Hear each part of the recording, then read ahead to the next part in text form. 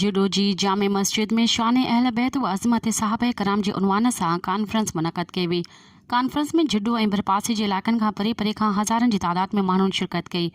जुडो जी जामे मस्जिद जे ख़तीब अल्लामा व मौलाना एजाज़ अली सिकंदरी जी सदारत हेठि शान अहल बैत व अज़मत साहिब कराम जे उनवान सां हिकु अज़ीम व आलिशान कॉन्फ्रेंस मुनक़द कई वई, जंहिंखे ख़ुसूसी ख़िताब पंजाब खां आयल मुफ्ती समर अब्बास कादरीअ कयो। कॉन्फ्रेंस में सियासी समाजी ऐं उलमाए क़राम वरी अंग में शरीक थिया।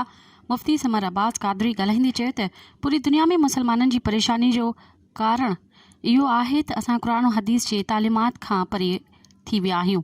असांखे घुर्जे त अल्लाह ताला ऐं अल्लाह जे रसूल जे असूल मूजिबि ज़िंदगी गुज़ारियूं। अहल बैत ऐं साहिब कराम जिन जी मोहबत दिलि में रखूं त ज़िंदगी बि सुधरी वेंदी ऐं आख़िरत बि संवरी वेंदी।